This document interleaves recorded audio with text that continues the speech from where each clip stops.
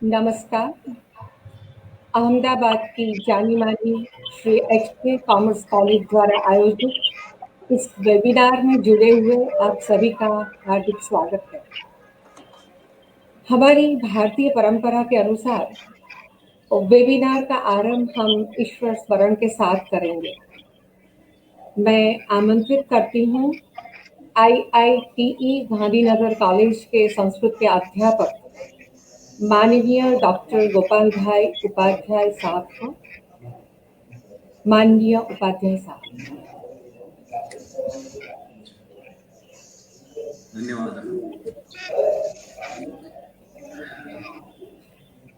प्रार्थनां कर्तुम् अवसरः प्राप्तः, तदर्थम् अहं कृतार्थः अस्मि। गोपाल महोदय, रव स्पष्ट नास्ति। अहं वदामि, श्रूयते? ओके। आम्। भारतमातुः चरणयोः एकां प्रार्थनां करोमि।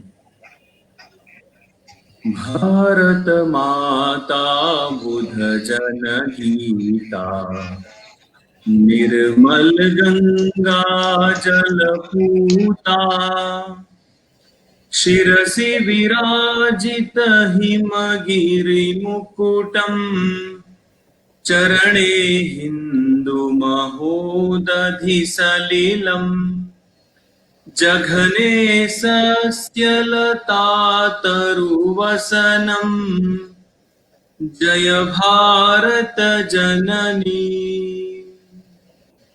जय भारत जननी। भारत माता बुध जनहीता, निर्मल गंगा जलपूता, ऋषिवर घोषित मंत्र पुलकिता, कविवर गुंफित पावन चरिता, धीर वीर नृप शौर्य पालिता, जय भारत जननी, जय भारत जननी। अंतिमं चरणं। मम मनसि सदा तव पदयुगलम्, मम मनसि सदा तव पदयुगलम्, संस्कृत संस्कृति सतत चिन्तनम्, भावरागलय तालमेलनम्,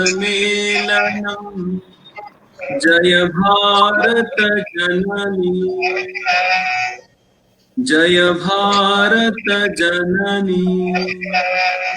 भारत माता बुध जनहीता, निर्मल गंगा जलपूता, निर्मल गंगा जलपूता। धन्यवाद।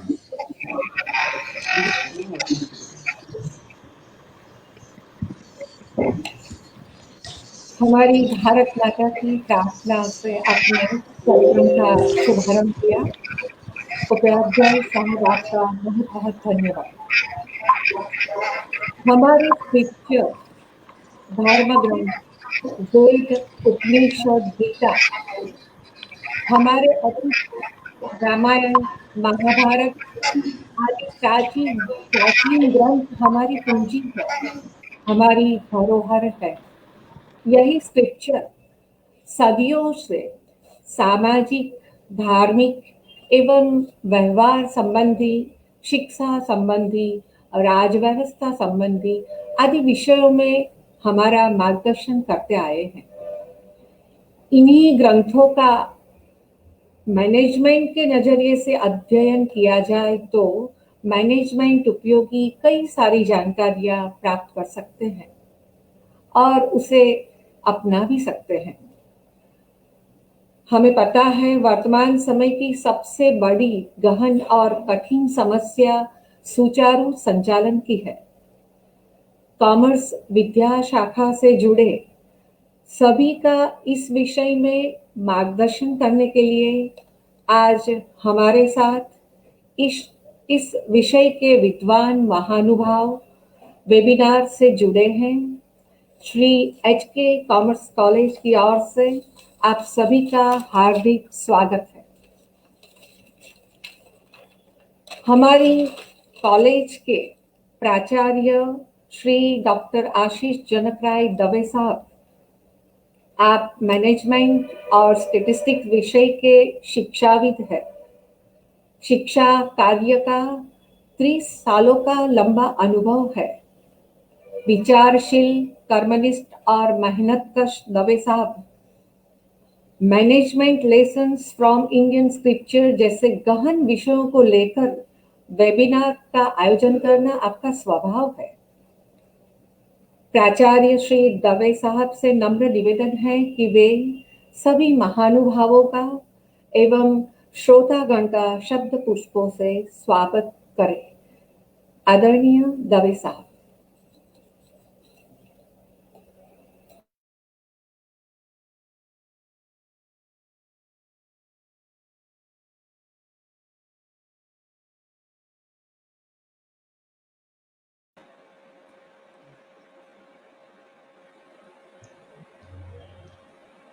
धन्यवाद भगिनी। सर्वेभ्यो नमो नमः।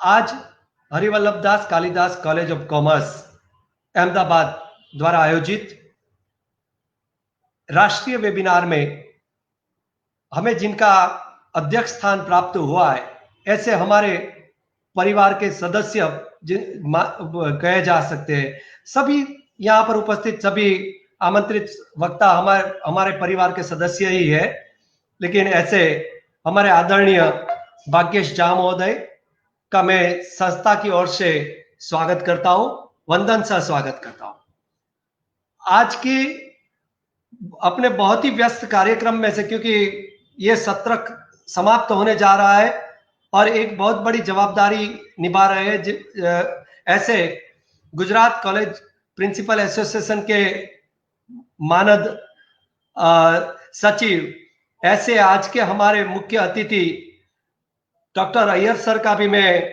यहाँ पर संस्था की ओर से स्वागत करता हूं। आज हमें 2 ऐसे वक्ता प्राप्त हुए हैं। इसमें एक नायर सर है कि जिनका अध्ययन गीता और कृष्ण के जीवन पर बहुत ही अच्छा है। मैंने उनको नायर सर का और मेरा संपर्क 2014-15 में हुआ था मुंबई यूनिवर्सिटी में। तब से मेरी एक इच्छा थी कि नायर सर को मैं कैसे कॉमर्स और मैनेजमेंट के सेमिनार में कृष्ण के बारे में बात करने के लिए मैं बुलाऊं कि कृष्ण एज ए मैनेजमेंट गुरु। तो मैं नायर सर का भी यहाँ पर संस्था की ओर से स्वागत करता हूं। मेरे छोटे भाई जैसे, लेकिन ज्ञान में मुझसे बहुत ही आगे, ऐसे गुजरात शिक्षा संस्कृति उत्थान न्यास में प्रबंधन में भारतीयता, यानी कि पूरा विषय उनका राष्ट्रीय स्तर पर उनका विषय प्रबंधन है। ऐसे मेरे अनुज बंधु जैसे डॉक्टर जयेंद्र सिंह जादव जी का मैं यहाँ पर स्वागत करता हूँ संस्था की ओर से, और गोपाल महोदय जिन्होंने यहाँ पर बहुत ही अच्छी शुरुआत करके हमें दी है। तो गोपाल महोदय, डॉक्टर गोपाल उपाध्याय महोदय का भी मैं संस्था की ओर से स्वागत करता हूं। और मेरे साथी को कन्वीनर, बहुत ही एकदम विनम्र भगिनी, जिसको बोले मान सकते हैं और आदरणीय भगिनी मान सकते हैं, ऐसी दक्षा पटेल भगिनी का भी मैं यहाँ पर धन्यवाद करता हूं कि ये कार्यक्रम में मुझे सबका स्वागत करने का अवसर दिया। और कार्यक्रम में मैं ज्यादा नहीं बोलूंगा, क्योंकि सभी वक्ता को हम सुनने के लिए यहाँ पर एकत्रित हुए हैं। तो आगे के कार्यक्रम के लिए मैं दक्षा भगिनी को निवेदन करता हूं कि वो कार्यक्रम आगे चलाए। धन्यवाद दवे साहब। आज के वेबिनार के सबसे युवा, तेजस्वी और विद्वान वक्ता डॉक्टर जयेंद्र सिंह जादव जी, आप अहमदाबाद की गवर्नमेंट गुजरात कॉमर्स कॉलेज के अध्यापक हैं। शिक्षा संस्कृति उत्थान न्यास दिल्ली के राष्ट्रीय संयोजक के रूप में आप कार्य कर रहे हैं। नई शिक्षा नीति की कार्यान्वित समिति में गुजरात के सभ्य थे। श्री जादव जी से मेरा नम्र निवेदन है कि वे वेबिनार के विषय के संदर्भ में अपनी इंट्रोडक्टरी रिमार्क रखें। श्री जादव जी। जी, बहुत बहुत धन्यवाद भगिनी आपका। सभी को मेरा नमस्कार। इस कार्यक्रम में उपस्थित इस कार्यक्रम के सम्माननीय अध्यक्ष और हमारे प्रेरणा स्रोत, मेरे जैसे कई युवाओं के लिए जिनको हम प्रेरणा मानते हैं, ऐसे सम्माननीय श्रद्धेय भाग्येश भाई झा साहब, प्रिंसिपल एसोसिएशन के सम्माननीय सचिव और आज के गेस्ट ऑफ ऑनर श्री स्टारपाल अय्यर साहब, हमको जिनका वक्तव्य आज सुनने का लाभ मिलने वाला है, ऐसे सम्माननीय नायर साहब।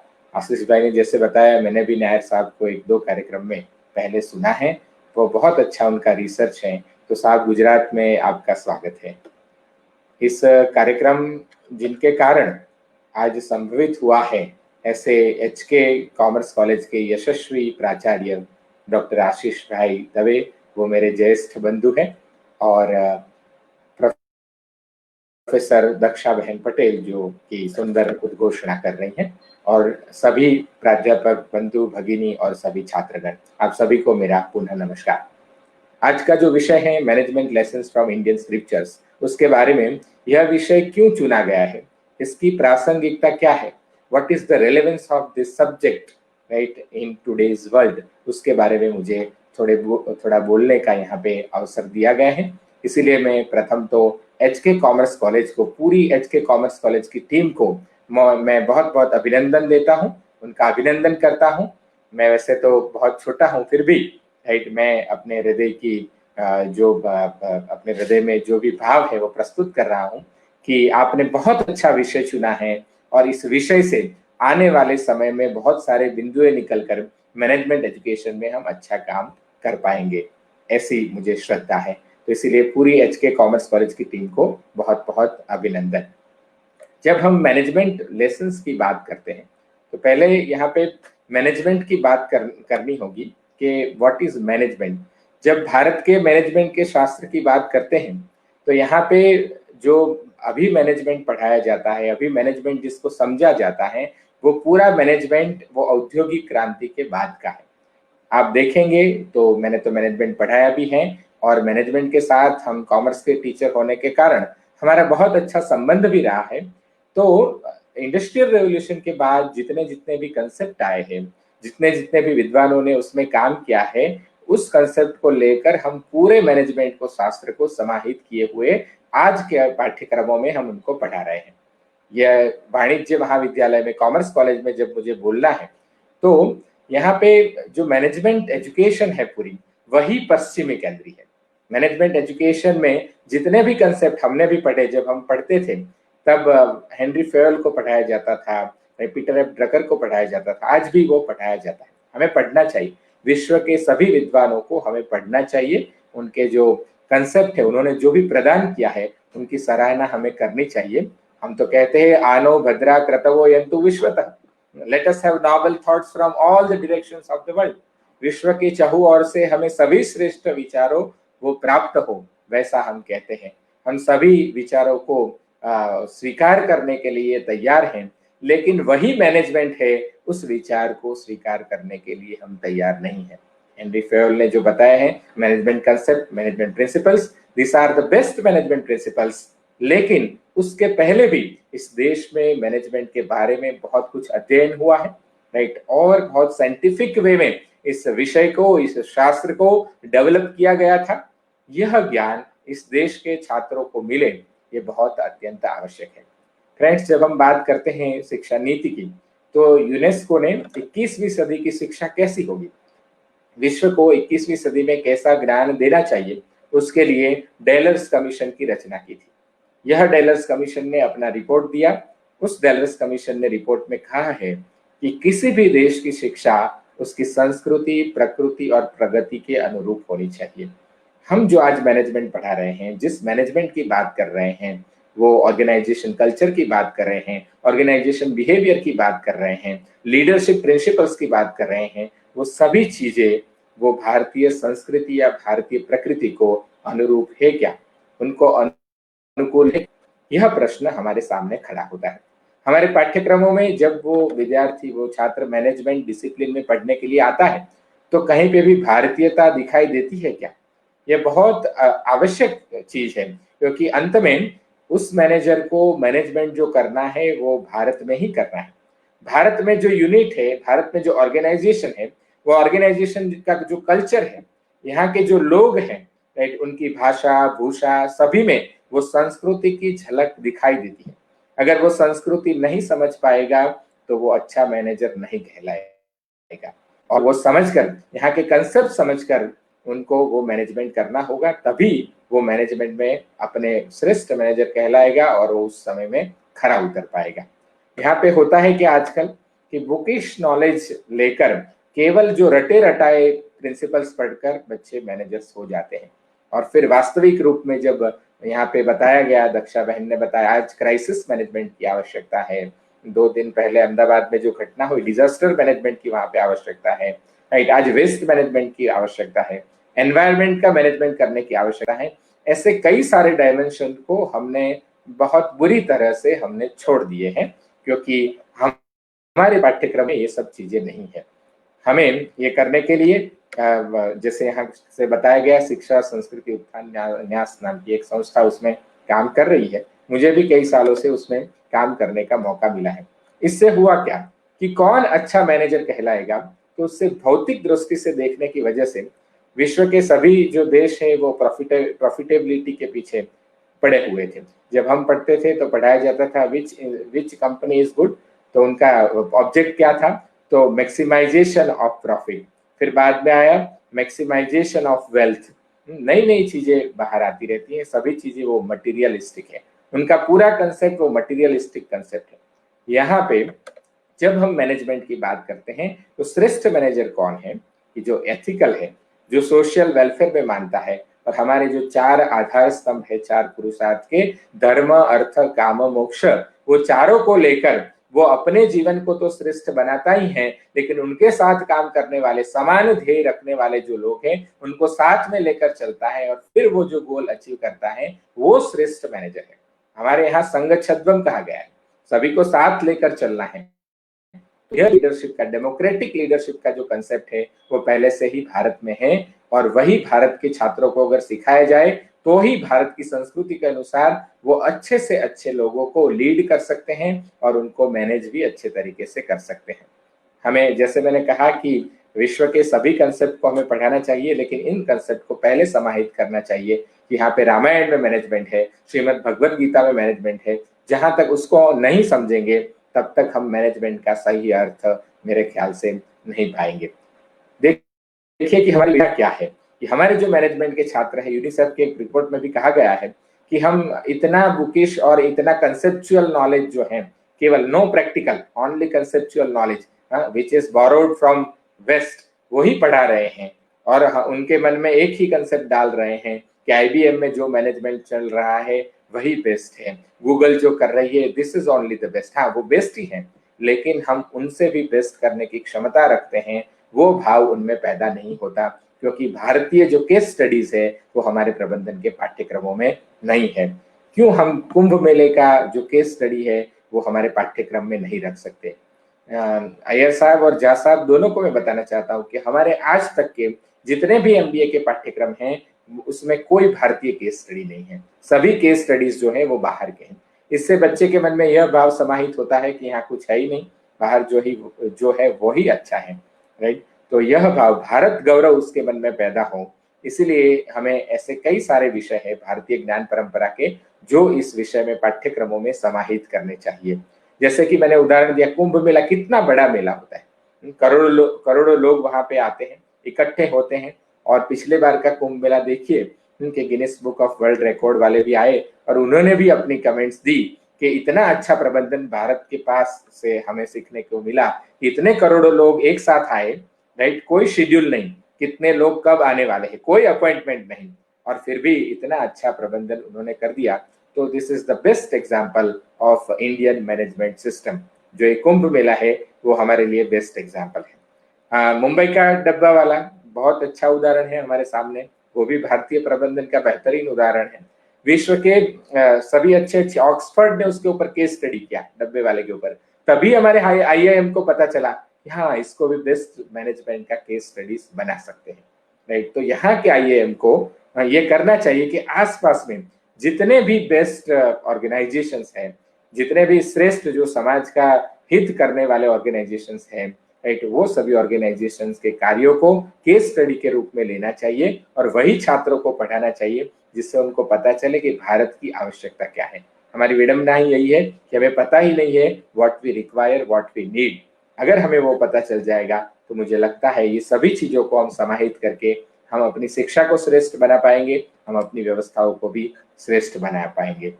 इस विषय के ऊपर जब हम बात करते हैं, management lessons from Indian scriptures, कितना सारा ज्ञान का भंडार हमारे पास है और हम उसको लेने के लिए, समाहित करने के लिए पिछड़ रहे हैं। जापान के MBA के कई सारे यूनिवर्सिटीज के MBA के पाठ्यक्रमों में आज भगवत गीता को पढ़ाया जाता है।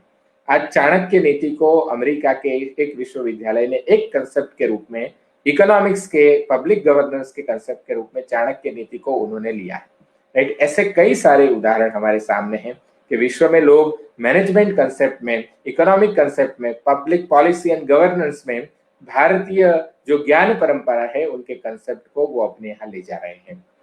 यही बात हमें आज करनी होगी और हमारे पाठ्यक्रमों में, हमारी शिक्षा व्यवस्था में, सभी में हम इसको समाहित करेंगे, तभी हमारे मन में जो कल्पना है कि हमारा मैनेजर जो है वो कृष्ण जैसा होना चाहिए, कि वो हमारा जो शिक्षक है वो कृष्ण जैसा होना चाहिए, कि पहले तो वो धैर्यवान हो, संयमित हो। जब अर्जुन बात करते हैं तो आप देखिए कि दूसरे अध्याय से लेकर 11वें अध्याय तक भगवान केवल सुनते हैं, प्रश्न उत्तर होते हैं, सुनते हैं, धैर्य से सुनते हैं। विश्वरूप कब दिखाते हैं? 11वें अध्याय में दिखाते हैं। मैं मेरे सभी शिक्षकों, कलीग को भी कहता हूँ, हम पहले ही विश्वरूप दिखा देते हैं। पहले विश्वरूप नहीं दिखाना है, उसको धैर्य से सुनना है, राइट। बाद में वो जब आवश्यकता पड़े तब दिखाना है। जब हम बच्चों को पढ़ाने की बात करते, पेडागोजी की बात करते, तो management lessons from pedagogy lessons from Indian scriptures, वो भी एक सब्जेक्ट बन सकता है। कि भगवान पहले अर्जुन को कहते हैं कि यथेच्छसि तथा कुरु, तुझे जैसा अच्छा लगे वैसा कर, यथेच्छसि तथा कुरु। भाग्येश भाई तो श्रीमद् भगवद गीता के बहुत बड़े अभ्यासी हैं, मैंने उनको AMA में बहुत बार सुना है और इस विषय में मुझे जो रुचि मेरी जागृत हुई, उसमें 2 व्यक्तियों को उसका श्रेय जाता है, गुरुजी नारायणा और भाग्येश भाई। दोनों को मैं अभी वंदन करता हूँ, उनको प्रणाम करता हूँ कि इस विषय में मुझे उनके लेक्चर से मैंने रुचि ली और मुझे कुछ जानने को मिला। भगवान पहले कहते हैं यथेच्छसि तथा कुरु, पहले आपको जो करना है वो करो, आपकी इच्छा अनुसार करो, राइट। फिर कहते हैं मामेकम शरणम व्रज, और फिर अर्जुन कहता है करिष्ये वचनम तव। हमारी अपेक्षा ये होती है कि अर्जुन पहले से बोल दे करिष्ये वचनम तव, ऐसा नहीं होने वाला। Freedom is required, autonomy is required. उनको जो स्टूडेंट को जो अपनी लिबर्टी है वो हम देंगे, तभी हम अच्छे से अच्छे छात्रों का नेतृत्व ले सके, ऐसे छात्रों का हम निर्माण कर पाएंगे। जैसे मैंने पहले भी बताया कि जो लीडर्स की संकल्पना है उसको हमें क्या है कि रीराइट करनी होगी, राइट।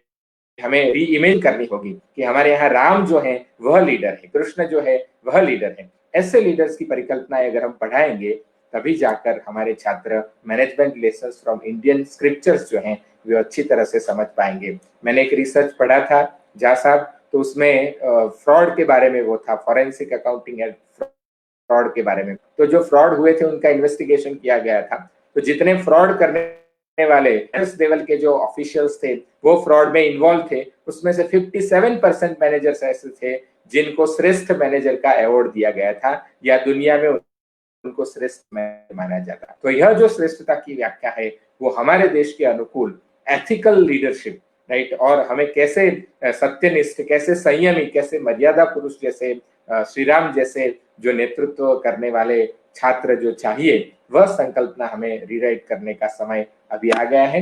और मुझे लगता है ये सभी समाहित करके हमारे पाठ्यक्रमों में अगर हम लाएंगे तो जो यूनिसेफ का रिसर्च है कि आपके MBA के 65% स्टूडेंट्स आज एम्प्लॉयबल नहीं है, उनमें वो क्रिटिकल थिंकिंग नहीं है, उनमें प्रॉब्लम सॉल्विंग स्किल नहीं है।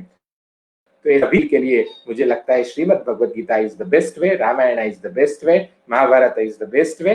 ये सभी को समाहित करके भारत की संस्कृति, प्रकृति और प्रगति के अनुसार जो अगर हम उसको मैनेजमेंट लेसन्स पढ़ेंगे तो मुझे लगता है कि हम अच्छे तरीके से हमारे छात्रों को भारतीय संस्कृति के अनुसार तैयार कर पाएंगे। बस यही इस विषय की प्रस्तुतता है कि हमारा जो पौराणिक ज्ञान है, हमें वर्तमान की जो नींव है वो हमारा पुरातन जो इतिहास है उसके प्रकाश में इस नींव को रखनी है, और जो हमें गढ़ना है, भविष्य को जो गढ़ना है वह भी हमारे इतिहास के प्रकाश में रख हमें इस भविष्य को गढ़ना है। मुझे यहाँ पे बोलने का जो अवसर मिला, इसलिए मैं एचके कॉमर्स कॉलेज परिवार की परिवार को मेरी ओर से बहुत बहुत आभार प्रकट करता हूँ कि आपने मुझे यहाँ बोलने के लिए अवसर दिया। सभी का बहुत नमस्कार। हमें तो झा साहब, अय्यर साहब और वीके नायर साहब को सुनना है, तो इसलिए मेरी वाणी को यहाँ विराम देता हूँ। भारत माता की जय। माननीय जादव जी ने बड़े विस्तार से विषय के बारे में बताया और best manager, ethical leadership, case study, इन सभी मुद्दों को उन्होंने अपने वक्तव्य में बताया और उन्होंने खास भार देकर यही बात को स्पष्ट किया कि हमारे प्राचीन ग्रंथ, हमारे इंडियन स्क्रिप्चर्स वो भारत के नवनिर्माण के लिए अच्छी नींव है। हमारे प्राचीन ग्रंथ हमारी नींव है जिसके आधार पर हम हमारा वर्तमान खड़ा कर सकते हैं। आपका खूब खूब धन्यवाद जादव साहब।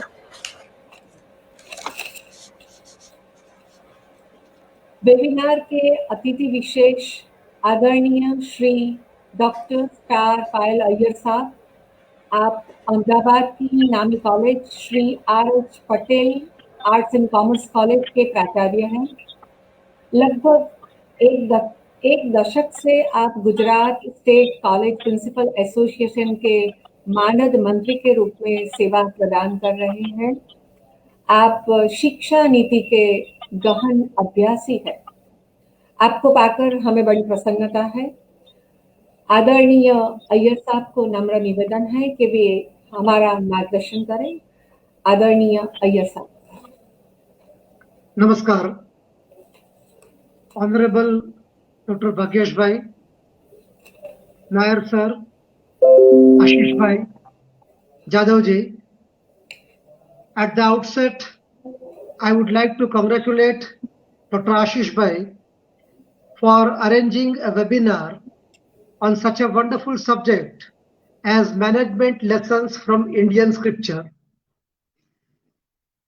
Recently, he also had arranged a webinar on voiceover. It's so wonderful that a man from commerce is trying to assimilate the different scholars and concentrating upon different themes and trying to enlighten the listeners. Today's subject is of course wonderful. We in 20th century do boast of having, or rather founding, so many B schools, management courses. Our entire academia is full of management courses. And we find this talking about management everywhere. But we should, as Indians, keep one thing in mind, that management has not been invented, as far as India is concerned, in the 20th century, because management is in our blood.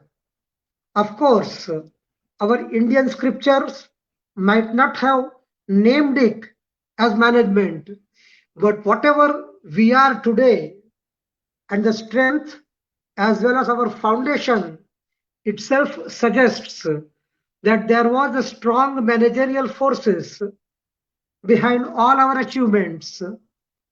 जो कहा जाता है, कुछ बात है कि हस्ती मिटती नहीं हमारी। ये हस्ती क्यों टिकी है? Because it has been well planned, well managed, and rather well executed also. India being India, what it is in today's shape in itself shows that somewhere some great management gurus have worked behind it and they have really toiled hard. Today, generally management is looked at from the point of view of business.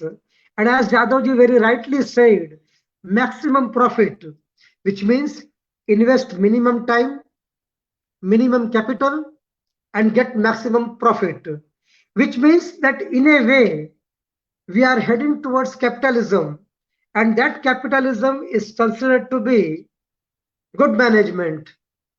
But if you look at the same thing from Indian point of view, our Indian management principles have always aimed at wholeness, wholeness of character. Maybe you can apply it everywhere, even wholeness of business. I personally believe that a successful business management can be defined where the owner of the business and also the sweeper of the business place should have smile on their faces.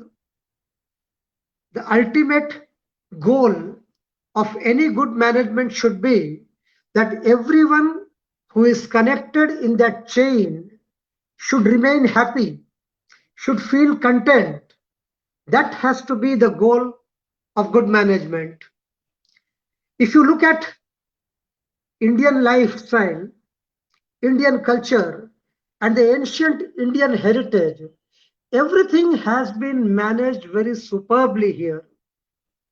If you look at the economic thing, we had the perfect barter system in which the local producers could get everything and the local customers were satisfied. Also, they could satisfy their needs. You take up our Varna Vyavastha, all social responsibilities had been divided perfectly and the society was working very well. India is a country full of villages. Every village had got panchayat and a sarpanch. What do you think about a sarpanch or the panchayat? They were, of course, good managers. There was neither any problem which could not be solved by these panchs. There were no courts of law, and yet people were content. People were happy, which means that Indian lifestyle in itself believes in perfect management. Of course, we are very lucky to have scholars like B.K. Nair sir and Dr. Bhagyesh Bhai. I have hardly seen any person like Bhagyesh Bhai who has a hold on so many different subjects, and naturally he is going to throw more light on this today. If you look at the marriage system in Indian culture, even today, the world believes that it is one of the strongest marriage systems in the entire world. Why? Because we have learned to manage life. All these things are a part of ultimate human life only. Even if you look at our education system, which today requires a lot of management, but the human life in itself was divided into 4 ashramas: Brahmachari ashram, Grahasthashram, Vanapasthashram, and Sannyas ashram. What are these things? Of course, they do show that we knew how to manage our life.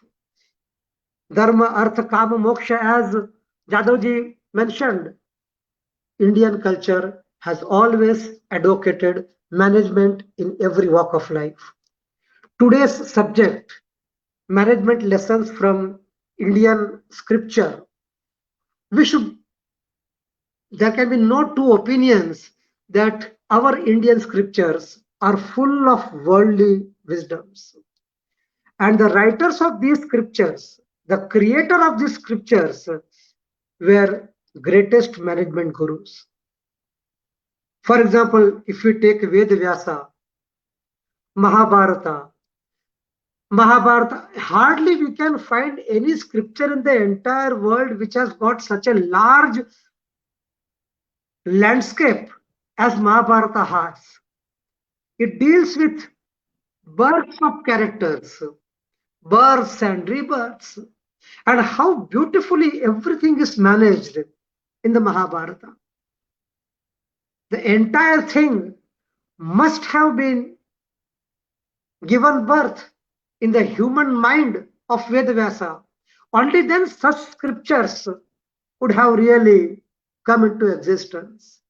If you take up every small anecdote, for example, Ganpati ji is being called Ekadantaya, that when Vedavyasa was narrating and when Ganpati was writing and the pen broke and he broke his tooth and started writing with it. These may, of course, in our present scientific domain, we may feel that these are all impossible things. But when they happened in the mind of these great creators, it was a part of management. As it is said, Lord Krishna and Bhagavad Gita are the greatest management lessons. And in Bhagavad Gita, Lord Krishna has taught how to manage entire life, what is karma, what we should do, what are our duties, and in which circumstances what we are supposed to perform. What better example can we have? And how Lord Krishna himself manages so many things. Death of Jayadratha, bringing Shikhandi in front of Bhishma, Duryodhan's death, the entire war of Mahabharata. All these things were very well managed.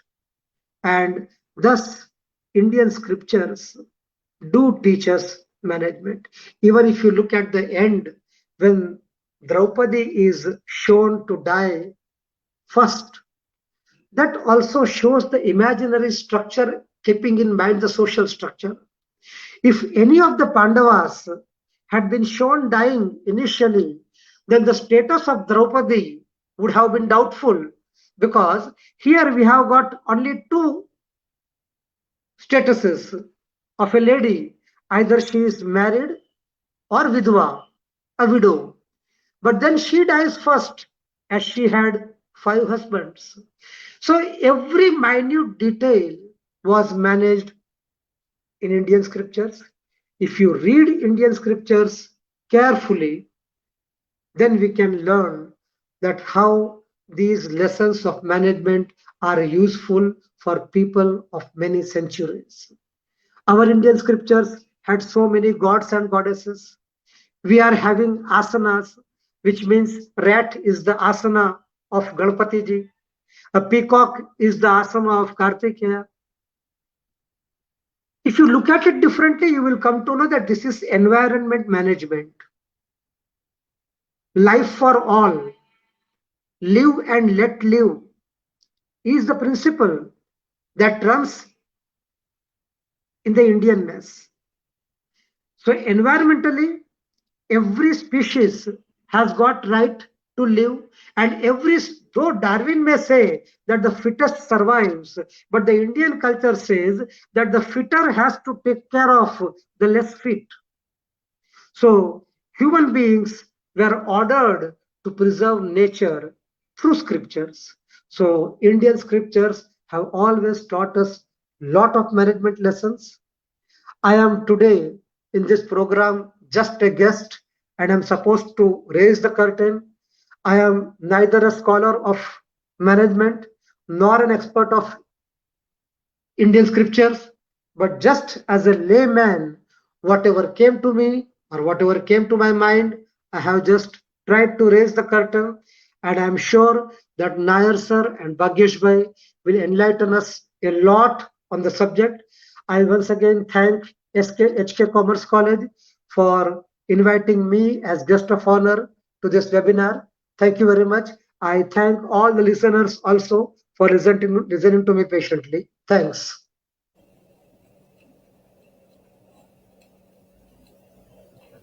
आदरणीय अय्यर साहब ने भारतीय scriptures के ठोस examples के द्वारा समझाया कि management is our blood, management is our lifestyle.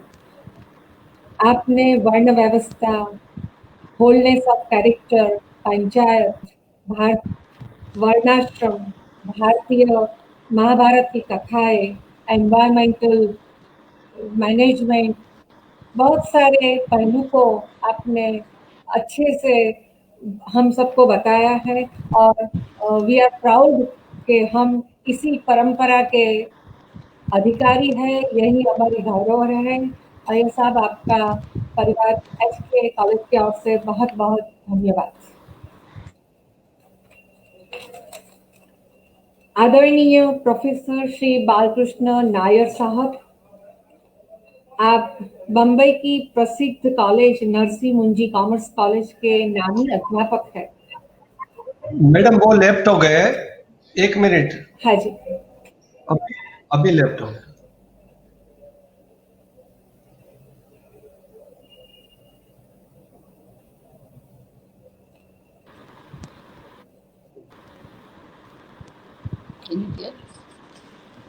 Now he is here.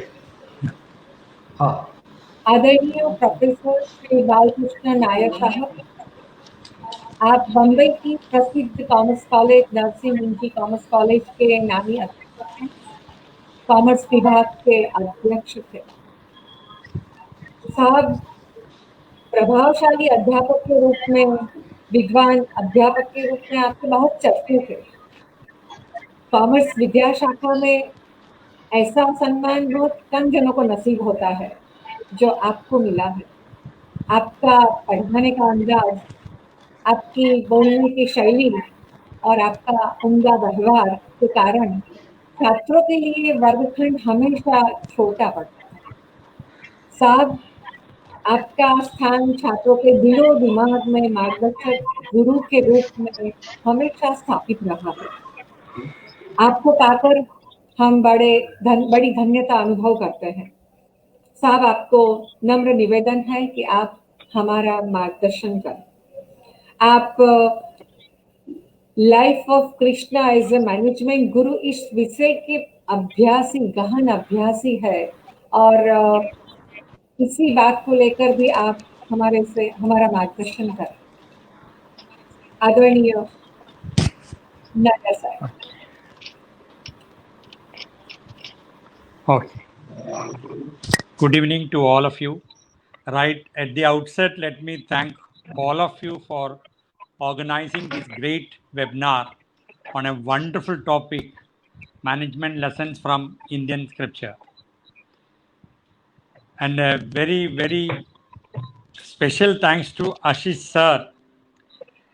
Jaisa Krishna was behind Arjun. He was behind me. Nice sir, you have to speak. You have to speak.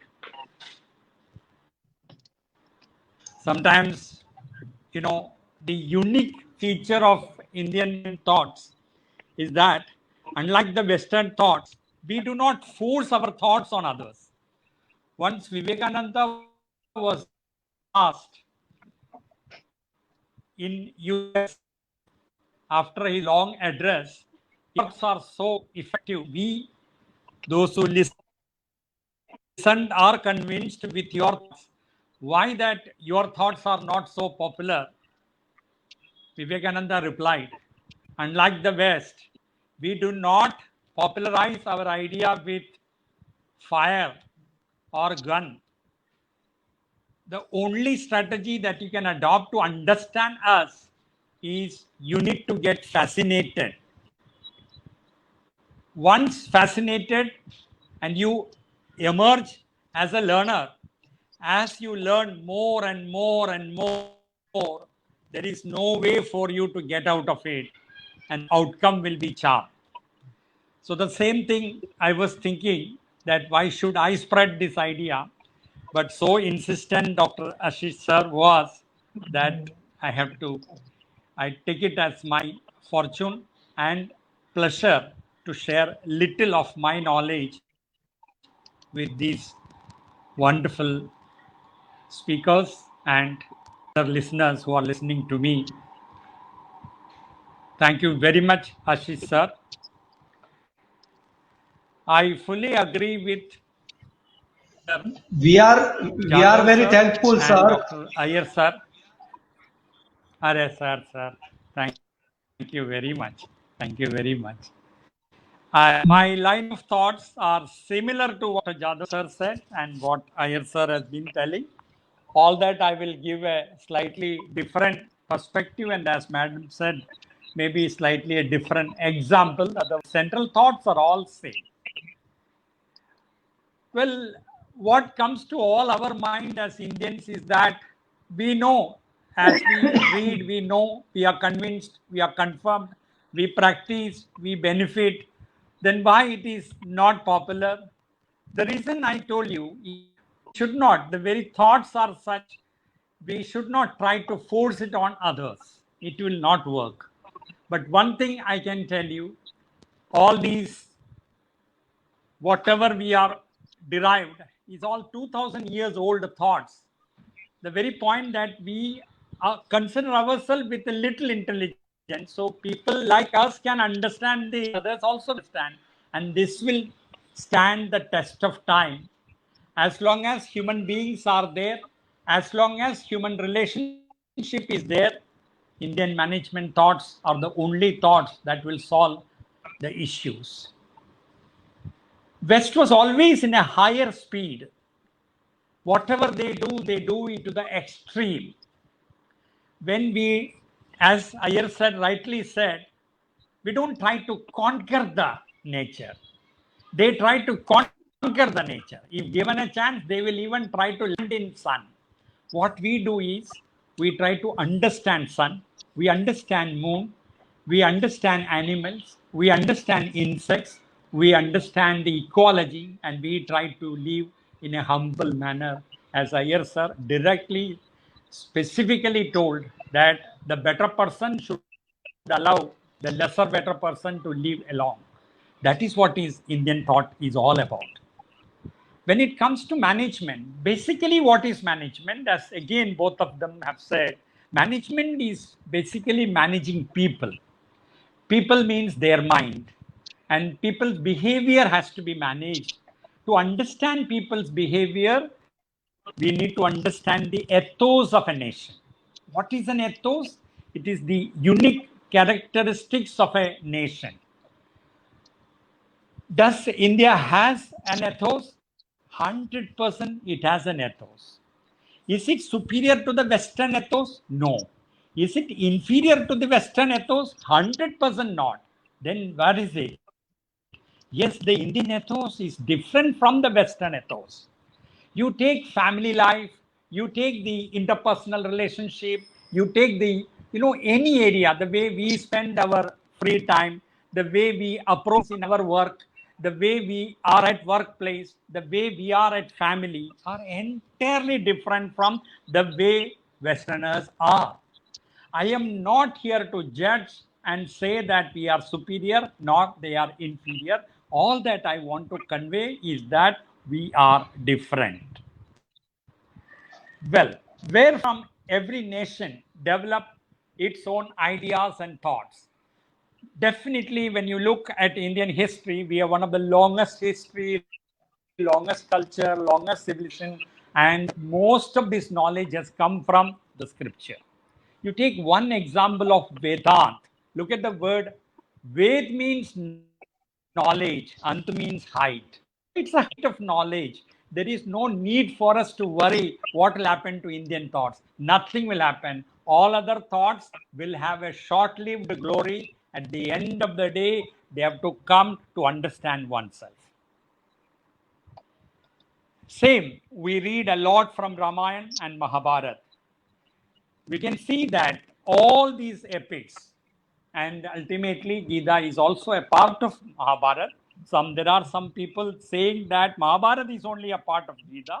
Again, it is not important. What is important is what we derive from all of them is nothing but human relationship, human issues, and ultimately, whatever you materialistically achieve, happiness is a state of mind. How to arrive at happiness? We will have to go back to these epics, and there is a lot to learn if you are interested in learning. And it's also right at the outset, let me tell you, there is no politics involved, there is no religion involved, but there is a lot of spirituality. That is the first and the basic thing we have to understand. Fortunately or unfortunately, it was all written in Sanskrit. So then what happened? There was always a gap between people who knew it and a mass who did not know it. That called for and invited many deserving, specialists and experts, and many undeserving and dangerous experts who have come. They had their own interpretation. So look at one small example, that why we need God men. Are they the representative and a link between we and the God? This is a question to be asked. Indian scriptures do not talk about that. When it comes to, it is left to you whether to believe it or do not believe. Everything is okay. So it's not Hinduism, as you know, it's not a religion. It's a way of life. We have got dozens of gods, whom to believe, whom to trust, whom to worship, and which one to practice, purely left to your wisdom, your understanding, your experience. No system can give you so much of freedom, and it's all perfect with you. Should I do a morning puja? If you want, you do it. Should I do 3-time puja? You are welcome. Anyway you go, you are there, because the first lesson that I have understood in all this Indian scripture is that I see God in you, I see God in me. When Lord Krishna announces, I am the God, you are the God, I see God in you, I see divinity in everything around me. What a statement! What a statement! I was teaching at NMIMS. Once I was parking my car, and an ISKCON conference was going on in a hall. We have one of the biggest halls. And then one English Swamiji,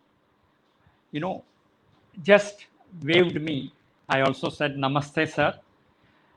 And he came to me and he said, you are very, very fortunate because you are born in India. I said, you are also very fortunate. You are born in a very, very highly rich, developed country. No, I am not talking about materialism. I am talking about spiritualism. I said, you are at par with us in spiritualism also. No, my God says that he is only a son of a God. And in some religion, the gods say that I am only a messenger of the God. Whereas your God says, I am the God and you are the God. I see God in you. I see God in me. I see God everywhere. I was moved. It's very true. Very true. The next lesson that I have derived is that we believe in mind.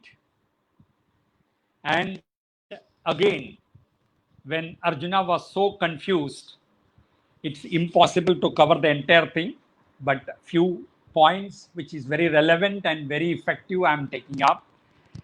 Krishna has asked Arjuna, who is the greatest warrior? So he gives names of so many warriors. Krishna, as usual, his $1 billion smile, and he says, no, you are wrong totally.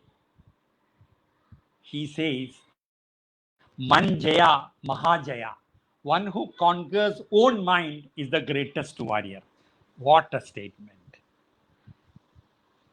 Let centuries go. Let us conquer everything in this world. But until you conquer your mind, where is peace for you? Where is happiness for you? That's why it is said, happiness is a state of mind. So I must learn how to be happy instead of seeking happiness externally. Any amount of wealth I amass, any amount of power I obtain, any number of chairmanship or directorship of any number of companies I obtain, ultimately when I sleep, there is only one person that will question me. That is the me in me, that is my conscious, that is my mind. And once I win my mind, bas, no power in this world can disturb me.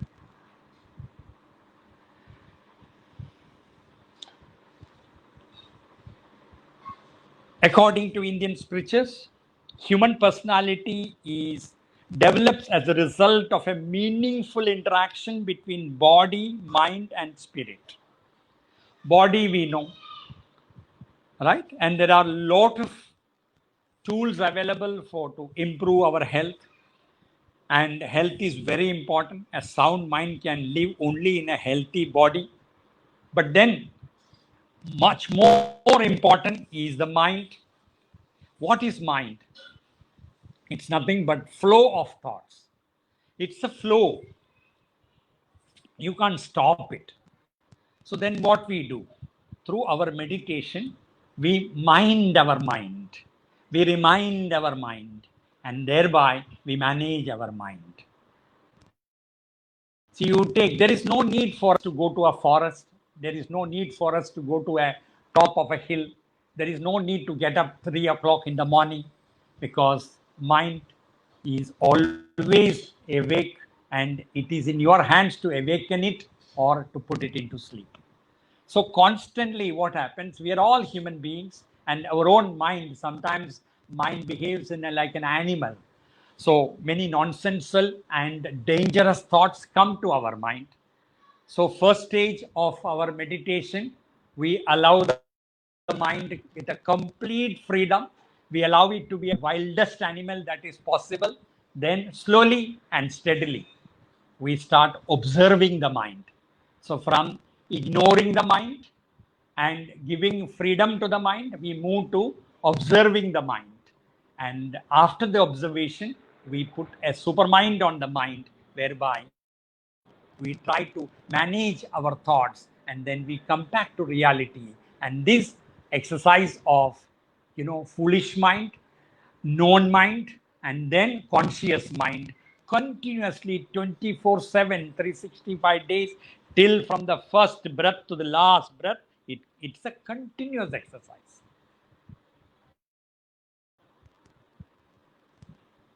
Then the next thought that I would like to identify is, ultimately the basic unit of social life in India is family. Family is of utmost importance. So that's why this family life gets extended into organizations also. Unlike the Western thought, we consider everybody as Bai, Baiya, Babi, Chacha, Chachi, and so on. So even the younger generation, English medium educated person, will address you as uncle, not Mr. John, Mr. Ram. It is always uncle. So that, that informal organization, the informal relationship is quite important. And this informalness is characterized in all throughout our life, whether it is in office or in college or in our family. The next concept is, what is Indian management thoughts and attitude towards work?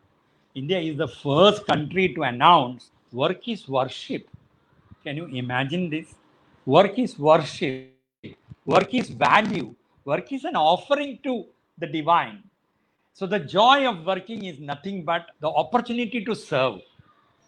What comes to my mind is Mahatma Gandhi's words. When Philip Kotler said that customer is a king is served, our father of the nation announced, no, customer is a god. King is served, whereas God is worshipped. So that changed the entire mechanism.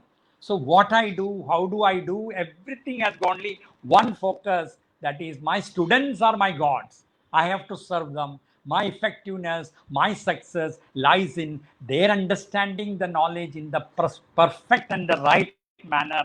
Rest all will automatically follow. The next take from Indian scriptures that has fascinated me is balance. Everything has to be balanced. Money or prosperity and poverty has to be balanced. That's why even the richest man will send his son to the poorest situation, because he has to know poverty. He has to know hunger. Look at our Gurukul education. The princes were sent not to the best of the colleges, and they were not treated as separate college.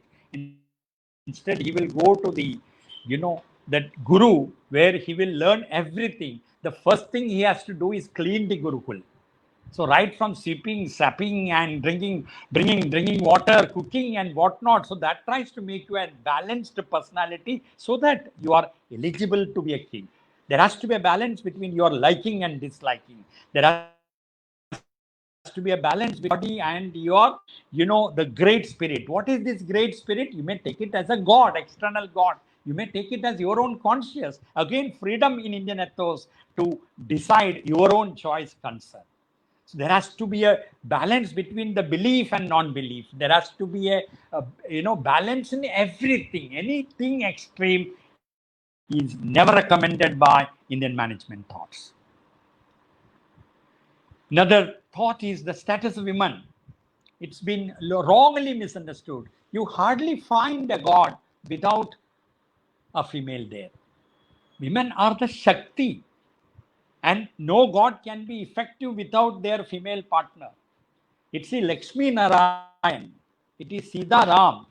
So it is the wise nature of women has been always, of course, they are more intelligent, they are more patient, they know how to play the, backstage role, and therefore they are there as staff managers more than like line managers concerned. And you look at, so I was talking about case studies.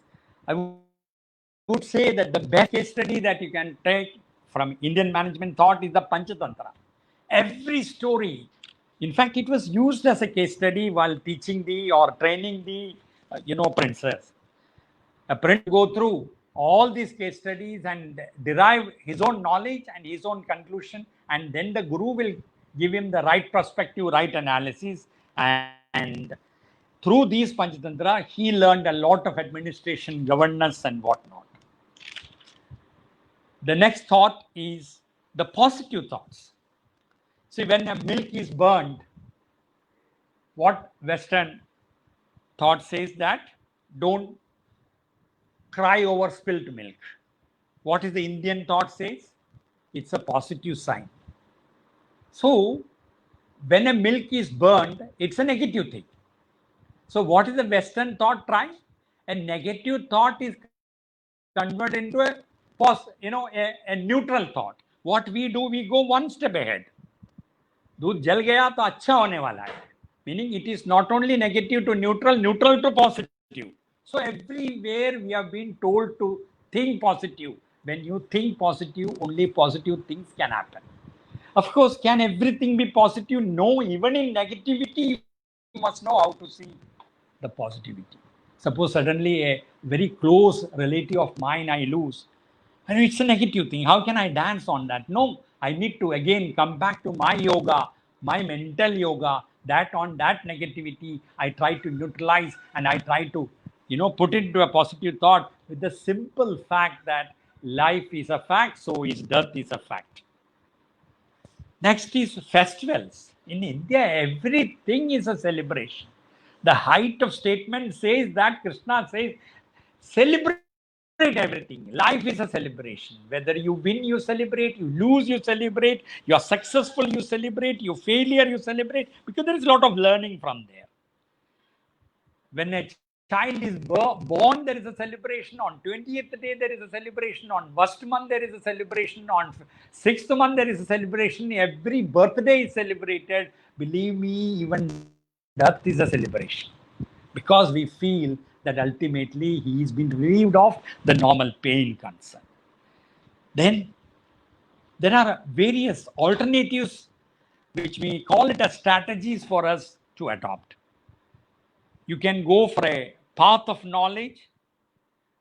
You can go, that is the intellectual path you can take, or you can take the route of a simple devotion. I am not so intelligent enough to understand. I feel these spiritual things are so difficult to read. No problem. Somebody else has understood should follow him, dedicate to him. That's what the entire India did when Mahatma Gandhi, because he understood the Indian scriptures in a different manner, in a unique manner, which even the other scholars, which include Sardar Vallabhbhai Patel, Nehru, and who not, they all understood this man is unique. This man has a better understanding. So they all followed Bhakti Marga. Bhakti Marga does not mean that Jnana Marga is second to it. Who can doubt the intelligence of these stalwarts? Nobody can. But they understood, they had enough intelligence to understand that this man's strategy is better, this man's path is better. So they simply obediently followed. Many a time they don't agree, but because of their devotion, because of their bhakti, they didn't differ at all. And the rest of the result is a history. Then there is a karma. A soldier can go by simply by action strategy. Now, what we should do, what I would suggest is that we must be comfortable and knowledgeable and try to obtain enough experience in all the three paths and keep on switching one over the other. The last concept that I want to say is always, especially my management students at MBA always say, sir, what are you talking? We are talking about Nishkama Karma, where you do your job, don't worry about result. ऐसा कैसा हो सकता है sir? I am working for salary, I am working for profit. So the two concepts, profit and profitability. I said, you misunderstood. Nishkama karma. Karma means action. Kama means desire. Nish means absence. So here is an action strategy which is absence of desire. Because when you get so much attached to the result and the outcome and the benefit, your concentration on the work will be reducing. Nowhere Indian scripture says that profits are wrong, salary is wrong, or outcome is wrong. No, it is totally misunderstood. All that it says, I will give an oversimplified example. Suppose a batsman is batting on 2020. He should not look at the scoreboard. He should look at the bowler, his actions, his movements, his ankle, and what is his height and what is the style of ball he is going to put. This is called Nishkama Karma. What is absent? The scoreboard is absent. My focus right now is on the ball, on the ground, on the fielders, and on my bat. When my focus is 100% on that, I don't have to worry about the score. Simply it follows. So like these, many of the knowledges are misunderstood because of dangerous interpretation and translation that various people had it. Of course, it's all open. And I have no doubt in my mind that let another 5,000 years go, this will stand all test of time. It's only a matter of understanding by individuals. It is not to be taught. It is not to, this is a problem with the West. Our own yoga, they took it and they converted that into a mass drill. And even in India, many people have misunderstood that you have to get up at 3 o'clock. See, balance is lost. The moment you do all these, you have to go to the Himalaya, you have to do this, you have to wear a particular type of dress. Nowhere it says. So the spirit is lost and the rules are followed. This is very dangerous trend. Now I'll conclude with my main concept is the thoughts by Krishna, and that's what I've shared with you. It's basically a personality. History says that there was a person called Krishna who lived in Dwaraka, and he was extraordinary intelligent, a great strategist. And then later on, his writings became scripts like. But again, we are not supposed to, and it doesn't matter whether he was there or whether he is a god or he's a super personality, whatever it is. What matters is his teaching, his personality. What way we can gain out of it is personality. To understand his personality, we need to make a comparison between Rama and Krishna. Look at Ramayana, which is written much earlier than Mahabharata. Look at Ramayana, how it begins. It begins with a celebration. The whole Ayodhya is celebrating. Rama is going to be crowned as the king. Then comes a message from his father, Daddy wants to meet you. A very obedient person, he immediately stops celebrations. He goes there, and then what does the father say? Father says, sorry, my son, with the tears in eyes, he says, you will not be the king. Not only that you will not be the king, you will have to go to forest. As an obedient son, he says, no problem. Shall I go right now? No, you will not go now. Tomorrow morning you go. That's it. Now, how does Ramayana end? Again a celebration where Ravana was killed. The devil is no more there. Country is celebrating the victory. And then what's happening? Again, a silly, stupid washerman says, I doubt Sita. It's a small thing, but then that was blown up because here Rama the king is a model king. He's a role model. He's a Purushottam, the perfect personality. Right? And because of that, suffering in the beginning, suffering at the palace, suffering in the forest, suffering everywhere, it is suffering. And what is the learning that we learn is that you as a king, you as a leader, you as a manager, you as a teacher, you're supposed to sacrifice. The more you sacrifice, more is the result. Praja only matters, students only matter, the subject matter, nothing else matter. Now, we can easily understand the difference of Krishna as a personality. I put Krishna in Rama's place. Again, to start with, that the Rama is going to be the king, and then messenger comes and says, Krishna, you've been called by your father. Tell dad I will come after half an hour. An important celebration is going on. Look at, so he's a tactician. He's a strategist. He goes to dad and he says, father says, look here, my son, you will not be the king. Cool, that is what. He never reacts. He always responds. He says, that is no problem. Who told that I want to be a king? Right? And then he says, you have to go to forest. I love forest. You don't worry about it. And then he doesn't leave it there. Then he asks a fundamental question. Dad, I will do everything that you say, but tell me from where you got these ideas. Because knowing you right from my birth, such a violent idea cannot come to your mind. Someone has given you this. Tell me that and I'm following you. You know where from the idea came. It came from one of the wives. You think he will leave it there? No, he goes and meets there. Oh my God, what a sari you are wearing. Auntie, my mother also has the same sari. The horrible way she wears it. See, that is it. Human relation. The HR skill, that is what is being taken here. There it was son managing father, and subordinate managing the manager. Here I am managing emotionally my, the commentant, the idea creator. You tell a lady, most of the ladies fall into that and say, oh, is it so? Nobody has ever told me. My own son has not told me this.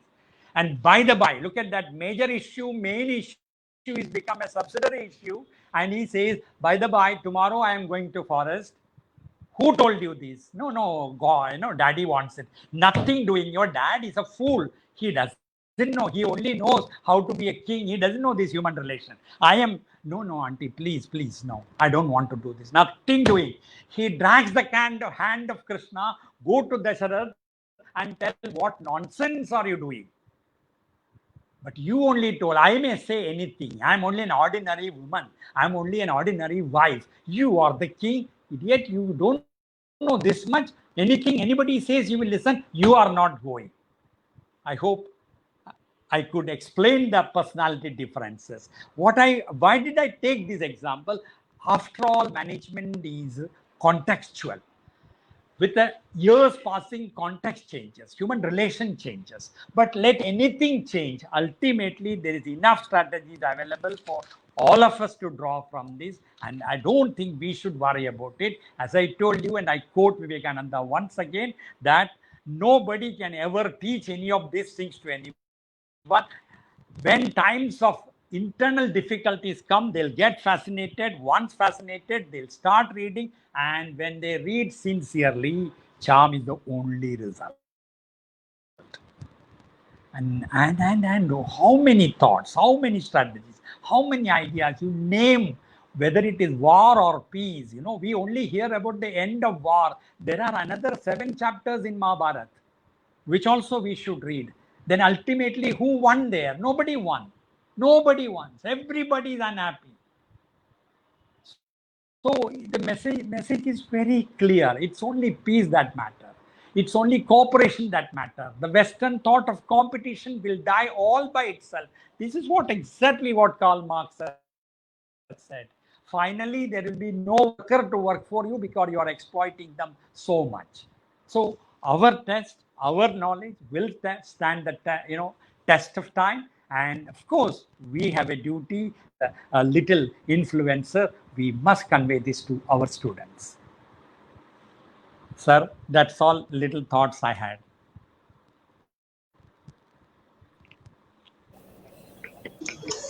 Thank you, sir. We are thankful My pleasure, to, we are thankful to Higher Side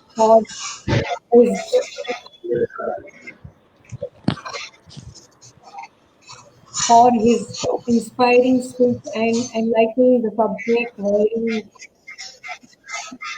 nicely. Nair साहब, आपने रोजमर्रा के ठोस example देकर समझाया कि पश्चिमी संस्कृति से हम अलग हैं। हमारा लंबा इतिहास है, सबसे पुरानी संस्कृति है, हमारे प्राचीन ग्रंथ धर्म ग्रंथ है। आपने बताया कि जिनमें no politics, no religion, only spirituality है। Work is worship is given by the Indian to the world. आपने गुरुकुल परंपरा, परिवार परंपरा, कृष्ण संवाद, Panchatantra, festivals, celebration of festivals, ऐसे बहुत सारे एग्जाम्पल देकर समझाया कि आज के वर्तमान समय में स्क्रिप्चर्स किस प्रकार से मैनेजमेंट के लिए मददरूप हो सकते हैं। आपका खूब खूब धन्यवाद सर। और अब वेबिनार के अध्यक्ष श्री आदरणीय भाग्येश भाई झा साहब, नमस्ते सर। आप गुजरात के जाने माने IAS अफसर हैं, गुजरात के पूर्व सांस्कृतिक सचिव रहे हैं। साहब, आपकी राहबारी में गुजरात राज्य में कई बड़े बड़े समारोहों का शानदार आयोजन हुआ है। चिंतनशील दृष्टिकोण, नई सोच, नई विचारों के आप धनी हैं।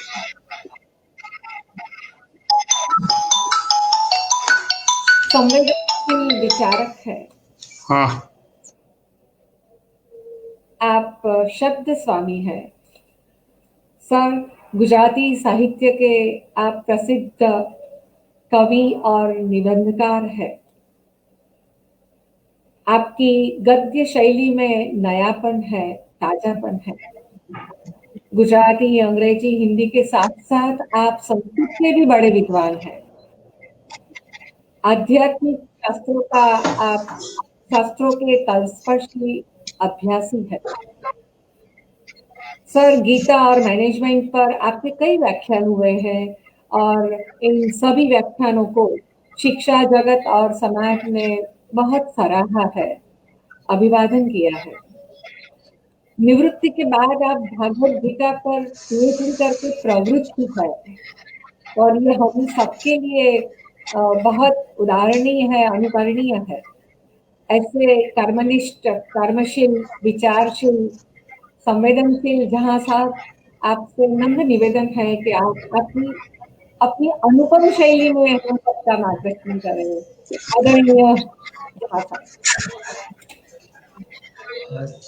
सर, समय मर्यादा नहीं हो सर, बिल्कुल। नमो नमः। वागर्थौ इव संपृक्तौ वागर्थः प्रतिपत्तये जगतः पितरौ वन्दे पार्वती परमेश्वरौ। मम अतीव प्रिय आचार्य महोदयाः, आशिष दवे महोदयाः, अत्र उपस्थिताः BK नायर महाभागाः, अस्माकम् अतीव अग्रजाः, मार्गदर्शकाः, अय्यर साहब महाभागाः, मम अनुजः जयेन्द्र सिंह जादव महोदयाः, अपिश्च दक्षा भगिनी सा मम अतीव प्रिय मम भ्राता राजेन्द्र पटेलस्य धर्मपत्नी वर्तते। सो अस्माकम् अतीव परिवारस्य मेलनं जातम् अद्य तेन कारणेन अहम् अतीव आनन्दमग्नः, किन्तु समयावधि दृष्ट्वा अहं लाघवेन मम वक्तव्यं प्रस्थापनीयम् इति मया विचारितम्। इन संस्कृत विषयनो अर्धमात्रा लाघवेन पुत्रोत्सवं मन्यन्ते वैयाकरणाः। यदि हम एक रेफ भी कम कर सकते हैं, लाघव से बात कर सकते हैं, तो पुत्रोत्सवम जैसा आनंद हमको मिलता है। So I'll try to do as briefly as I can. Generally presidential remarks or adhyakshiya pravachan in many functions are only a formality. But let me tell you very seriously, and in this time of crisis, when we are at home and when we are looking at the scriptures and when we are speaking on online lectures, it's very important. Bibliography should be clear. I referred this Civilization by Neil Ferguson. This is the latest book by Joe Dispenza, Becoming Supernatural, how Arjuna's transformation took place. Then we have today one very great book, Sanskrit non-translatables. Rajiv Malhotra has published this book, and there are many more things which I would like to refer, but let me be as brief as possible because time is running out and we are just 4 minutes from the scheduled time. But as Ashish Bhai has granted some more time, it will be my pleasure to expand a little bit. Of course, I have a lot of points, as everybody knows, Bhagavad Gita, and if I speak on Indian culture and all that, sometimes we lose control of time. But as Nair Sahab has very rightly said, what is management? Jayendra Singh ji has said that this is management. We refer to Taylor, we teach our students Abraham Maslow, we teach so many things. But management is not only man management. Lord Krishna said it is self-management. It is management of your own mind. It is management of yourself. And that's why I think HKCC, as I am seeing on my screen, it is called HKCC. So HKCC is health, knowledge, and critical consciousness. HKCC. That is what our scriptures have told us. That is what our scriptures have taught us. And that's why when we are discussing management, our Indian scriptures, and in a modern time, what are the, Jayendra Singh ji, you know, and Iyer Sahab has been such a long career, we know that there are 5 crises that humanity is facing today. Ethics, energy, excellence, environment, education. 5 crises. Now come to Mahabharata. Ethics, who is addressing ethics? Yudhishthira. Energy, who is addressing energy? Bhima. Excellence, Arjun. Environment, Nakul. Education, Sahadev. So all the 5 characters, if we go, Iravati Karve have written a very great book of Yuganta, no? How every character is speaking something else. And if I have to say, if you ask me that you finish in 1 minute your lecture, then I have a very simple formula that in Western management or in management as we teach our boys and girls, it Shuddha Labha. Where is your labh is? You go there, profit maximization. We look at the bottom line. But if you come to the Indian scriptures, then our management is Shubh and Labh, not Shuddha Labh. Shubh and Labh. Labh hona chahiye, lekin Shubh kya hai? What is for the welfare of people? ये balance जो आपने बताया ना, अय्यर साहब ने बताया, balance करना, ये बैलेंस है. And I always say, you know, when I teach Bhagavad Gita, I always say that it is a smartphone technology. It is, Bhagavad Gita is nothing but smartphone technology. In smartphone, you require all the things. It's your camera, it's your phone, it's your office, it's your email, it's your music station, it's what? It's everything. Like that, Bhagavad Gita doesn't speak about only karma, doesn't speak about only gyan, doesn't speak about bhakti only. It's a combination, it's a wholeness. And the whole world now, post-COVID, after coronavirus, when the new world order will be discussed, there are going to be some terminology which people have started using even before that, in light of incoming advent of artificial intelligence. People were discussing that what will happen to the education, what will happen to the health, and now health has become a driving seat. So we are posed to address holistically. What is holistic? Holistic human development, holistic education. And good, Nair Sahib has referred to Mahatma Gandhi. Mahatma Gandhi said, no, not Siksha, it's a Kelavani. In Gujarati, it is called Kedve te Kelavani. Education which makes you human being. Are you making that? If you are not, then you are running syllabus. You are finishing your syllabus, but you are not making that man who can pass the exams which are going to happen every day in life. So that is why the scriptures are very important. That is why Bhagavad Gita, learning of Bhagavad Gita will be very, very crucial and critical in coming years, because that addresses the basic question of self-management. One doctor said that in many patients who died, they were not dying because of the advent or the attack of the virus, but because they felt that, oh, nobody came to me. I am alone. Not even somebody looks at him. And that isolation has killed many people psychologically. Because we feel we are alone. But if you read Bhagavad Gita, you will feel, no, I am not alone. Bhagwan is with me. He looks at me. As Nair Sahib has said, you are the God. In chapter 10, when Arjuna asked, and he gives the Vibhuti Yoga ka list, 82 manifestations, that where I am, look at me. And Krishna is giving list after list. And the big stroke happened. Arjuna was surprised when Krishna said, Vrishninam Vasudevosmi, Pandavanam Dhananjaya. Vrishninam Vasudevosmi. I am in Yadav destiny. I am in that dynasty. I am Krishna. In Yadav Kul, I am Krishna. But in Pandavas, Pandavanam Dhananjaya. पांडवों में मैं अर्जुन हूं. अर्जुन बोला मैं कौन हूं?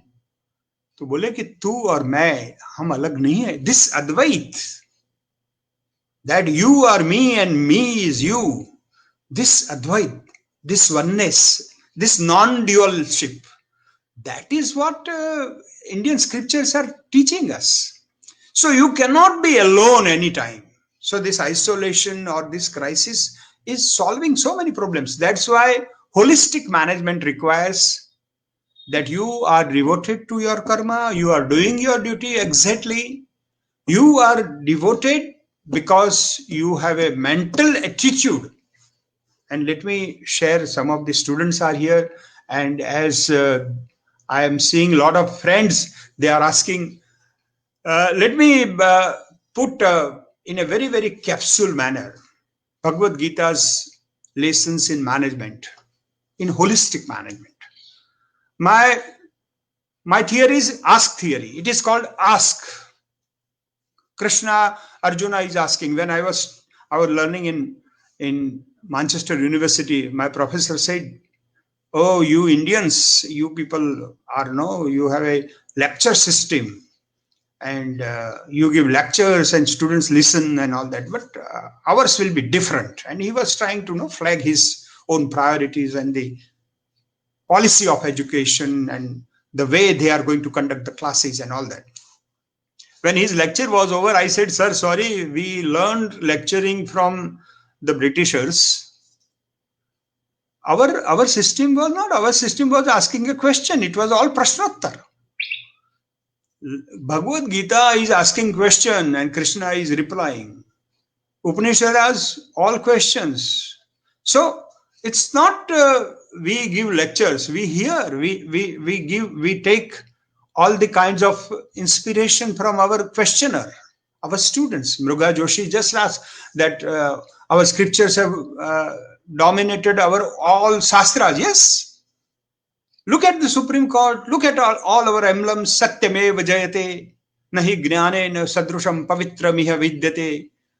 All these things are very, very important. And that's why Sanskrit, as I said, Rajiv Malhotra has even today, yesterday I think book was released, today I got that book. You can't, you see, culture is not a translation of Sanskriti. You cannot say Hanuman ko aap bolo monkey god or Ganesh ko bolo elephant god. This is not a translation. So it translate hone wala nahi hai kyunki it is part of our DNA, and that's why many times I have been arguing that it's good, it's a great thing that we have Indian Institute of Management. Good, Ahmedabad is proud of this thing. And when I was in Index B, I used to tell the world that, yeah, I am coming from a state of Gujarat where there is an Indian Institute of Management. And that's what we have an NID, we have Gujarat is like this and that, and vibrant showman. Whenever we go abroad and we talk to foreigners, we describe all these things, but that's great. But today, I would like to say that Indian Institute of Management is great, but let us have Institute of Indian Management. And that is the scriptures. That is what we have to go back to our ancient culture. I can go on, but in Bhagavad Gita, there is a 5 principles of management. Adhisthanam tatha karta karanam cha prithakvidam vividascha tatha chesta daivam tatra artha panchakam. On 18th chapter, I can go on. There are Asuri Sampatti, there are Daivi Sampatti, there are kind of managers, there are Tamas, Sattva, Rajas, and how the balancing act you can do as a manager in the organization. When if you are a managing director, what happens? If you are a middle management manager, what can happen? And if you are a bottom and you are a clerk, then what kind of management strategies that you should apply, and what are the problems that you may be facing? That's all right, that we can look on some other day. But when Arjuna was asked, and Arjuna was at the end of Bhagavad Gita, Lord Krishna says there are 5 principles of management, my son. Which are this? Adhisthanam tatha karta karanam cha prithak vidam vividascha tatha chesta daivam tatrartha panchakam. Adhisthanam, context. What is your context? Where are you? I will just briefly tell, because Adhisthanam requires 30 minutes to explain. Adhisthanam is context. Where are we? Post-COVID world, economy, what is the social dimensions of my managing? Karta, who is Karta? Who is doer? And Karta mein, you see this Joe Dispenza, when he is a Western philosopher, he is telling us that concentration on a present moment will bring more productivity. There are this Cory Cogan 5 choices and the extraordinary productivity. They say concentration, focus. Why Arjuna was told by Krishna, don't look at the future. Result is in future. So if you are thinking of future, then you will not be able to perform. Just forget the past and forget the future. Be in the present, the power of now. Telly Ockart. That was the book. So the power of now. Karta, you are the doer, Arjuna. You are not an ordinary person. You are a gold medalist. You are the hero of many people in warfare. So look at Karta. Who are you doing? You are, if you are a Bhagyesh Jha, or you are a Gujarati, or you are an IAS officer, or you are a collector, look at the Karta. What the Karta and what is his Kartavya? That you have to do. Because Adhisthanam is good thing. You are given a backdrop. You are given a situation. Maybe favorable, maybe not favorable. But you are the Karta. So go to your kartapan, your doership, without bringing that you are the author of your work.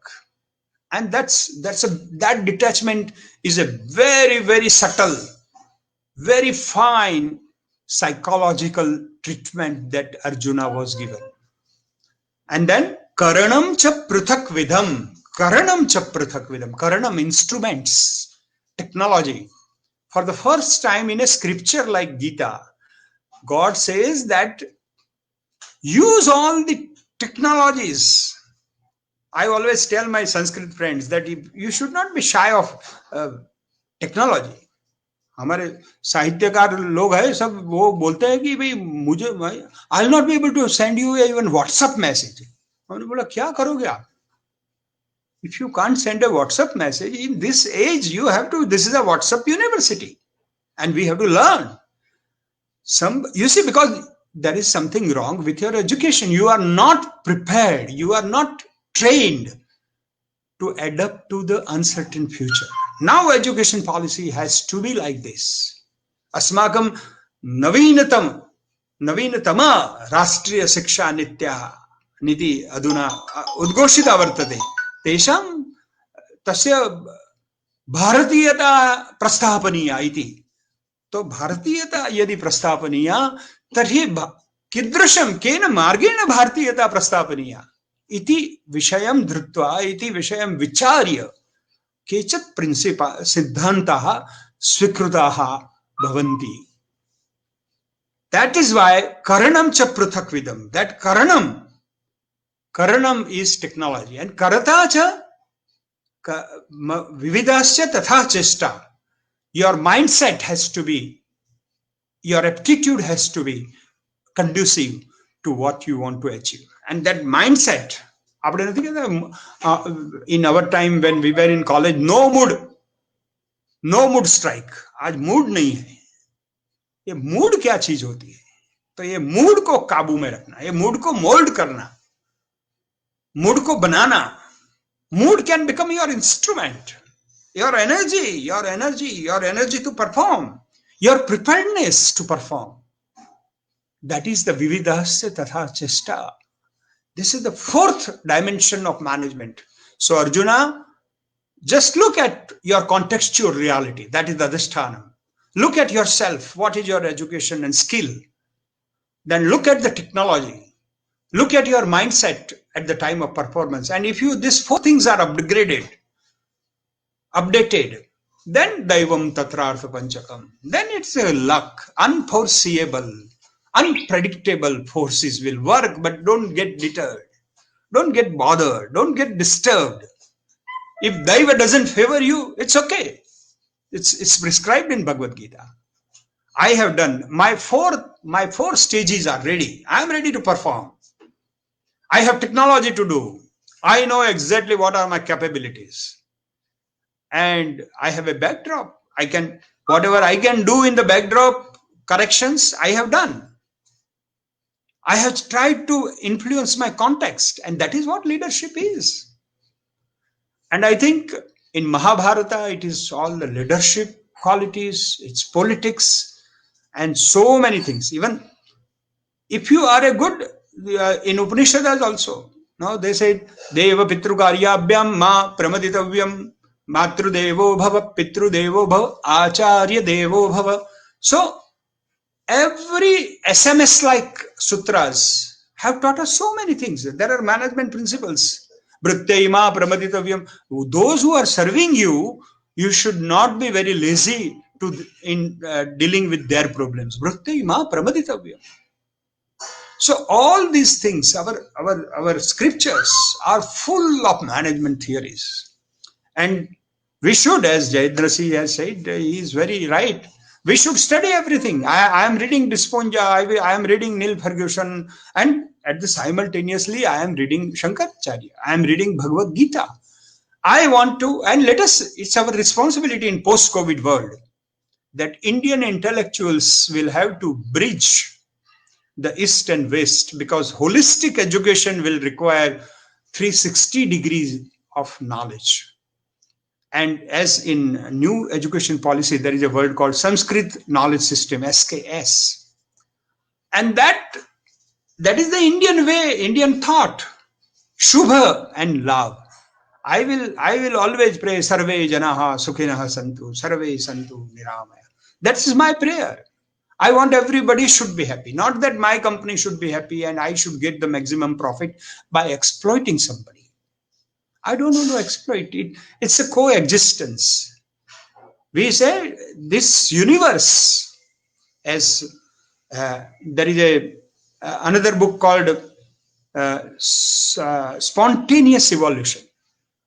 The man who has written the belief of biology of belief, Lipton, Bryce Lipton, they are the modern philosophers. They have said there is a love story between nature and human being.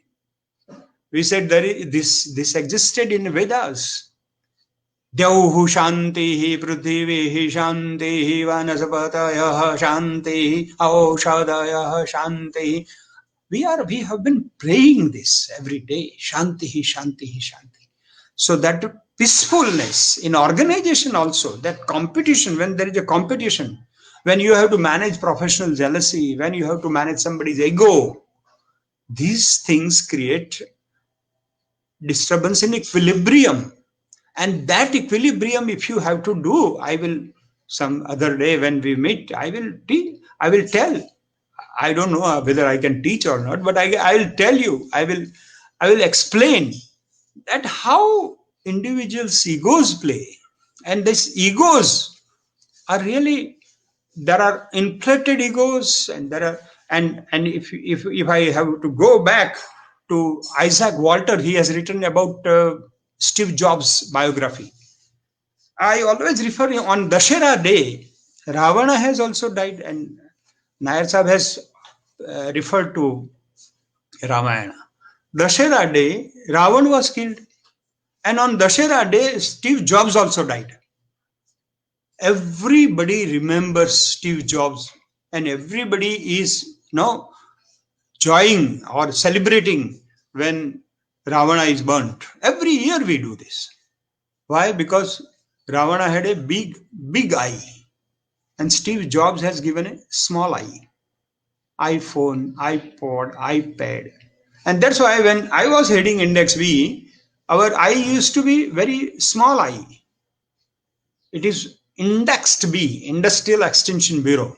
So I used to tell at that time, but now after reading Steve Jobs and Ramayana, I have come to conclusion that if you are in a process of melting your ego, if you want to manage your own ego, then people may remember you or not remember, but you will find that you are as happy as Steve Jobs was. And the kind of organization that he has developed. You see, he has learned many things from mystics of Himalayas. So we should go back. We should reinvent. As Jayendra Singh ji and Iyer Sahib said, we have to reinvent our God. We have to reread our Shastras. We should reinterpret our shlokas. We should look with a fresh eye, with a logical eye, with the eye of a child who is playing with the smartphone. We have to understand him, and then we have to understand our Shastras. And if that stands the scrutiny of time, that will survive. Otherwise, things will go. Kalabahya. Jo kalabahya hoga, wo chala jayega. So if you want to be Shashwat, if you want to say that we inherit the Sanatan Shastras, then we have some eternal things to teach. We have some eternal values to learn. Amanitvam, Adambhitvam. In chapter 13, it says how you have to become good manager. So friends, our scriptures are making all the things, including health, life, management, and politics, holistically. They look holistically. And that wholeness, not partial. And I always criticize our education policy. Sometimes we send our children to Varga Khanda. So you have a Vargikrit knowledge and Khandit knowledge. You must expand your horizons. And that is what education can do. And HKCC, holy knowledge, critical consciousness, let's try, let's cross, let's look beyond the horizon. And it's possible in this age of digital divinity, I call it digital divinity. This digital divinity will empower us. And that is what Krishna has taught. I will not fight, but I will see that you win. So that is what today's lesson is. Thank you very much for allowing me to take some more time. It's my pleasure always. Rakshaben, thank you very much for nice introduction. Ashish Bhai is a very great friend and brother. Jayendra Singh, it's pleasure always seeing your young and smiling face. Nair Sahab, thank you very much. Nice meeting you. And Iyer Sahab has been always a guide and philosopher. Thank you, Dakshaben. Thank you, sir. Thank you.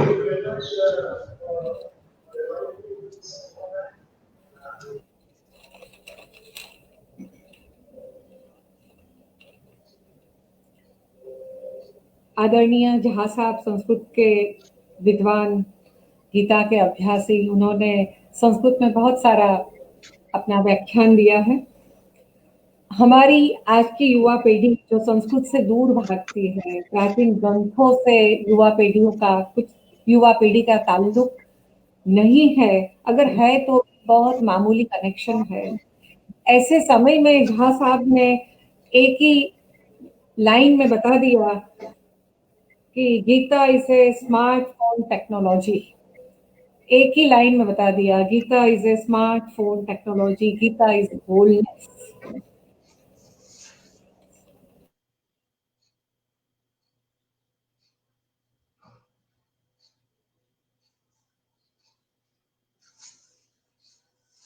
Teacher को coordinate करके साहब ने बाखूबी समझाया है कि there are lots of lessons of management, there are lots of lessons of holistic management in our speeches. Bhagyesh भाई ने, जहाँ साहब ने बहुत अच्छे से एलिबोरेट करके हमें ये बातें समझाई है और भारतीय मूल्यों की बात भी उन्होंने बताई है। सबसे महत्वपूर्ण बात, कृष्ण और अर्जुन के संवाद में जो 5 प्रिंसिपल्स ऑफ मैनेजमेंट, वो भी उन्होंने आपने बहुत अच्छे से समझाया है। Very inspiring speech for us. हम सब भी आपकी बातों से इतने प्रभावित हुए हैं सर कि हम भी अभी गीता का थोड़ा बहुत अध्ययन करना शुरू करेंगे, सीखना शुरू करेंगे, संस्कृत सीखना भी शुरू करेंगे। बहुत बहुत धन्यवाद सर आपका। और हम कार्यक्रम के अंत में हम आभार दर्शन के लिए जा रहे हैं। एचके कॉमर्स की ओर से वेबिनार के अध्यक्ष आदरणीय जहाँ साहब का तहे दिल से मैं शुक्रिया अदा करती हूँ। वेबिनार के अतिथि विशेष श्री डॉक्टर अय्यर साहब का धन्यवाद करती हूँ। आदरणीय प्रोफेसर श्री नायर साहब, आपका एचके कॉमर्स की ओर से अभिनंदन करती हूँ। वेबिनार के युवा का जादव जी, आपका भी अभिनंदन करती हूँ। वेबिनार में जुड़े आप सभी जो भी जुड़े हैं, इन सभी का दिल से धन्यवाद करती हूँ।